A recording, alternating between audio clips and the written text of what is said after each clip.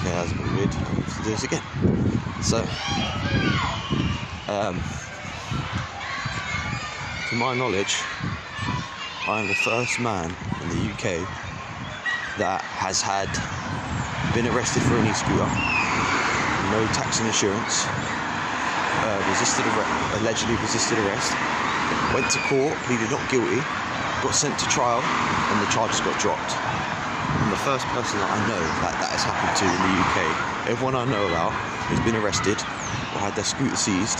Oh yeah, by the way, I got my scooter back the next day.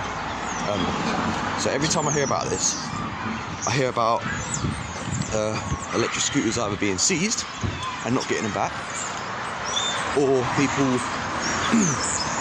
getting arrested for it, going to court, and I don't know if they plead guilty or not guilty or what. I haven't looked into the details, but they've either got a fine, had it taken off them or something. They've been punished in some way. I haven't heard of anybody who's got away with it, right?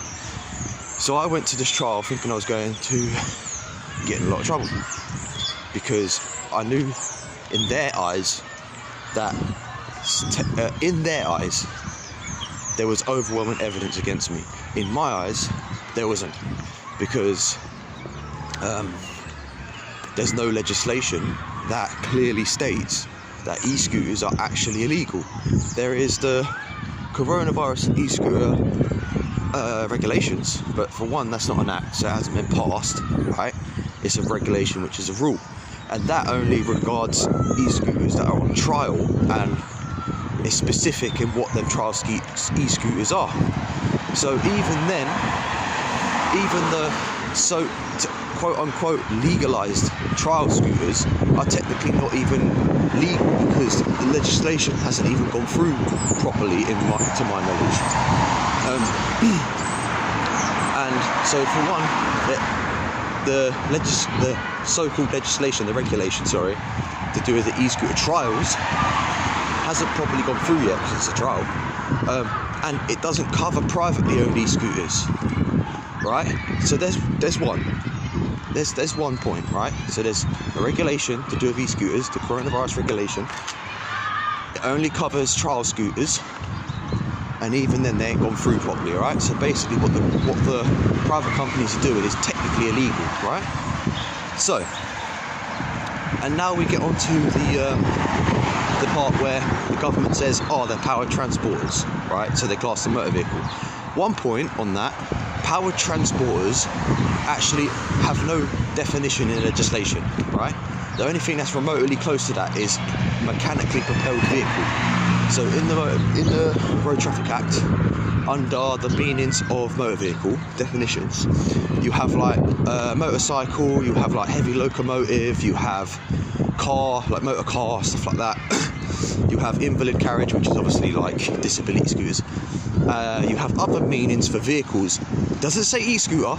It doesn't say e-scooter anywhere, right? And them definitions of them vehicles. So, for example, say motorcycle.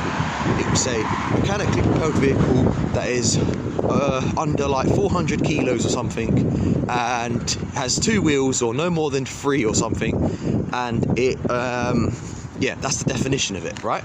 And then at the very bottom it says, so it has the words of the vehicle, as in the motor car or motorcycle, then it has the explanation to how to specify what's specific, how to specify that meaning, right?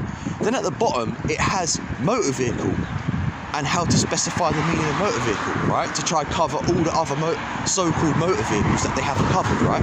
So what it says is motor vehicle, then it has a mechanically propelled vehicle that is adapted or intended for the use of the roads, right?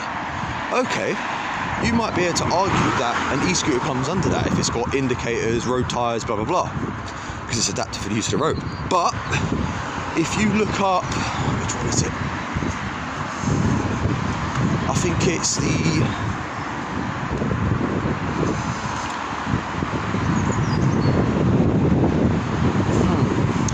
it's the European Convention of Human Rights, Article, is it Article 7?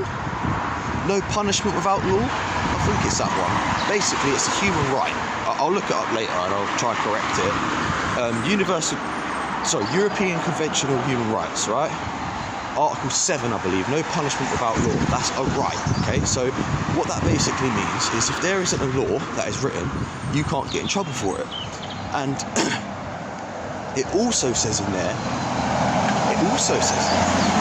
that, and this is, a lot of case law has happened because of this, and people have won their case because this hasn't happened. And what it is that Article 7, no punishment without law, specifies that a law has to be very specific and very clear before someone could be convicted for that law, for breaking it. Because otherwise, how are people supposed to prevent themselves from breaking the law if it's not clear? So where it says in the definition of motor vehicle in the Road Traffic Act, then it says motor vehicle is a mechanically propelled vehicle adapted or intended for the use of the roads, you can't say that's an e-scooter because it's not clear enough. It doesn't say e-scooter. It's not clear enough on what it is, right? And because you could argue that could be anything. You could say it's a remote control car. So is a remote control car a motor vehicle? In court they probably would have said no, because it doesn't carry goods. I'd be like, okay. Then you could be like, well, does a forklift count as a motor vehicle? And then they'd probably say no, there's other legislation that covers that, probably like some kind of construction act. And then you could be like, oh, so that's got legislation, okay. You could be like, what about a conveyor belt at, you know, like a factory? Like, that's a mechanically propelled vehicle. That takes a fuel source or water or whatever source it takes, and it carries goods. Technically, that's a motor vehicle. And then they'd probably say again, oh, that's got its own legislation too. And then that's where you got them. Because that is evidence that something has to be specified very, very clearly in order for it to be a legislation. So that just backs up the idea, backs up the proof that an e-scooter cannot be illegal because it hasn't been specified under its own legislation or by a motor vehicle. So it's not illegal to use them. And it's simple as that. And the reason I say the conveyor belt is powered by mechanically propelled vehicle, powered by either water, fuel, electric, any means of like power that propels that mechanical vehicle or machine, whatever. Is the reason I say that is because the definition of motor vehicle, where it says at the very bottom, there's a clause what kind of says all the above means anything that is used. All the above is anything that uses like water, an accumulator, which is a battery, which is electric, water, fuel, gas, any kind of fuel source you can think of. If any mechanically propelled vehicle uses any kind of fuel source to power its engine, that's how they try to say basically anything like that is a motor vehicle. But again, it's not clear enough. I mean, it's confusing me even explaining it right now, and I've looked it up for months. So that is definition of not clear. You know what I mean? Yeah, so that was the case I had laid out. Well, that was just the tip of the iceberg, really. Like, I had all sorts. I had the definitions weren't clear on the legislation. I had like public interest, sorry, I need to go back a little bit. So when I got arrested, I recorded nearly the whole thing, and so did other people around me, the witnesses. And the whole time I did not incriminate myself. I made it very clear, I just want to talk to an officer, I resolve this like a sergeant. I always refuse that. I made it very clear that I weren't breaking any laws. So maybe in their eyes I was, but in my eyes I'm not. And I have a feeling the reason why the CPS, the Crown Prosecution Service, the ones the ones in charge of like the judicial, like the judges, the courts and everything, I have a feeling they saw that footage and they was fully aware, as they would be, that I did not incriminate. I was adamant that there was no law on it, right? I think they saw that, and that is why they didn't send me the evidence, because they knew when they didn't send me the evidence, the charges had to be dropped. Because the last thing they would want during this whole e-scooter campaign and all this, right?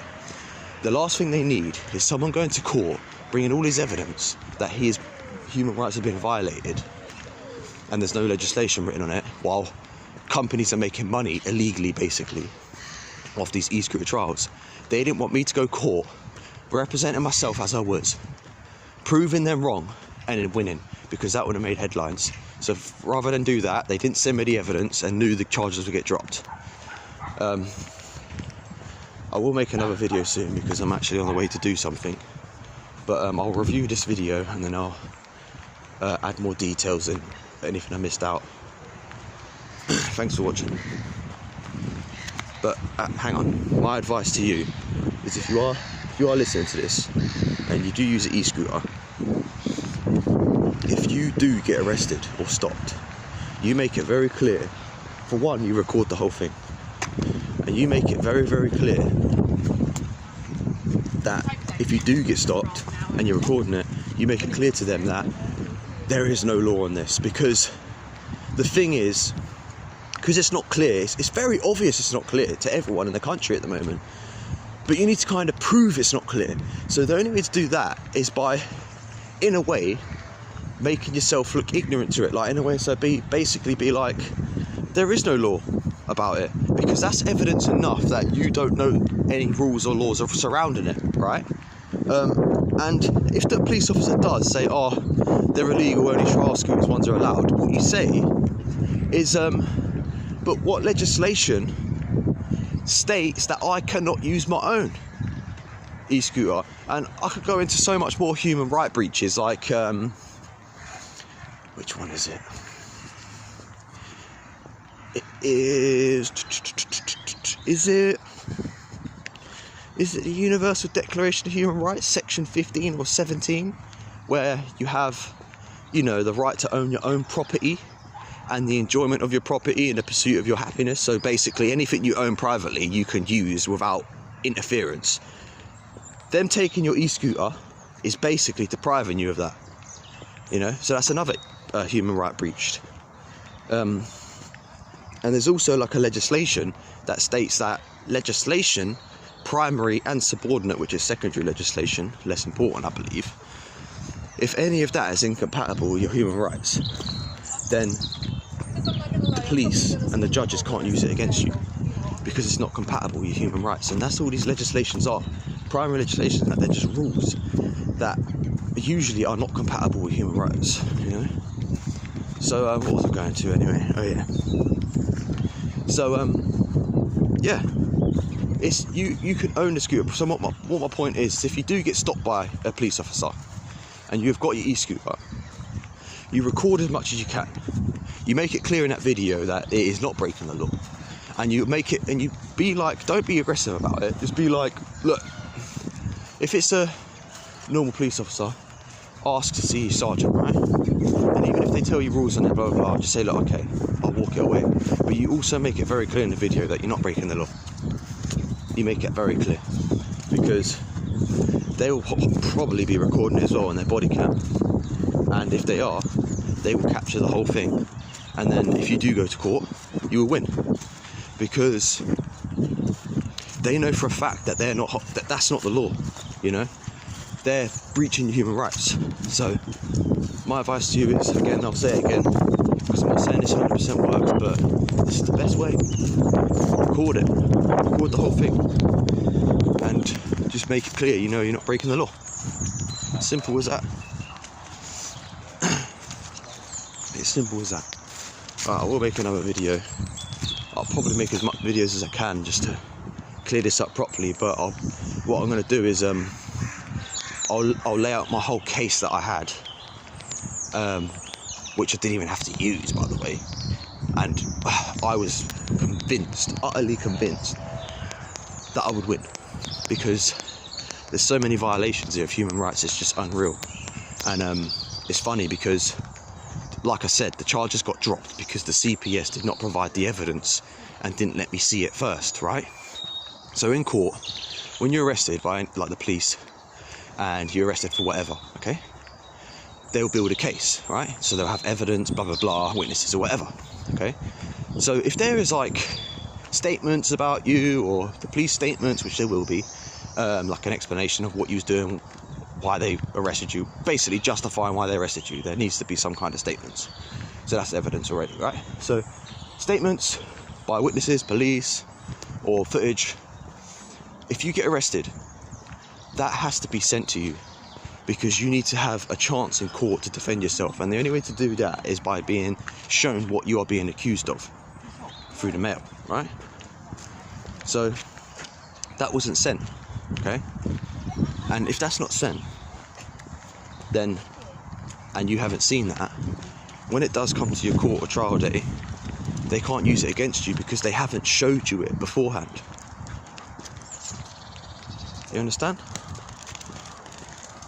If you've been arrested and they haven't sent you any details on that case before your trial, and you haven't seen any of it, they can't use it as evidence. And you know why that is? Because in the Human Rights Act 1998, I think it's Article 6, which is right to a fair trial. And in that right to a fair trial, it clearly states that you have to be given a certain amount of time to gather your evidence and the facilities to do so. That is, you know, the evidence they've got, the prosecution has against you, the Crown has against you, what the police have against you. Any evidence that is against you, you need to have access to that. And also, I'd like to add that I requested body cam footage of what happened, and they refused me, even though under the GDPR Act they should give that to me because it has my face in it. But anyway, again, I'll go back. So the Human Rights Act 1998, Article 6, right to a fair trial, clearly states that you have to be given time to gather your evidence for your court date. You have to be provided with the facilities to basically defend your case. They failed to do that, and that is why my whole case got dropped. The CPS, the Crown Prosecution Service, failed to send me evidence to do with my own case, right? When in their eyes, they had overwhelming evidence, right? You know what happened there, don't you? They breached my human right.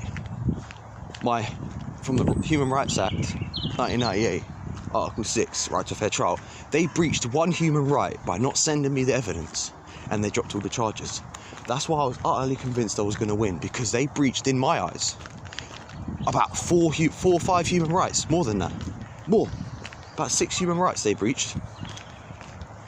So I was utterly convinced I was going to win from the beginning. But I didn't even have to show all that case. I went in there, I had all my paperwork laid out, all the reasons why it is not clear about the law, the rules regarding e-scooter. There's no laws, there's no legislation, it's breaching my human rights on many levels. I didn't even have to use that, but I would have blown them out of the water. Absolutely. But again, like I said, what I'll do is I'll make another video showing you exactly what my case was, how it played out, to give you the best chance. If you don't have the opportunity I had to be recorded and the CPS see what happened. And also, I'd like to say as well, I didn't give my name. Don't ever give your name to the police, you don't have to, okay? They can take you to the cells if they want, right? But they can only keep you for 24 hours before they've got to let you go anyway, unless you've murdered someone or something like that, and then they can apply to keep you longer or give you a trial, like, fast. So, if they arrest you on an e-scooter, don't give your name, make clear you're not breaking laws, try to record it, and if you go to the cells, don't leave a statement, don't say anything that might incriminate you, just don't say anything, and I guarantee you get away with it. And if you don't, well, I'm adamant you will, but in the event that the same things don't happen as me, like where the CPS failed to send you evidence, which I don't know how they possibly could do, because they're the CPS, the Crown Prosecution Service. In their eyes, they had overwhelming evidence, which means they had so many reasons to fuck me, but they didn't act upon it. That tells me that I was completely right in what I was saying. There is no laws regarding it, because there's no way they can fuck up something like that. Alright, but yeah, I'll make more videos and give you more details soon. Thanks for watching.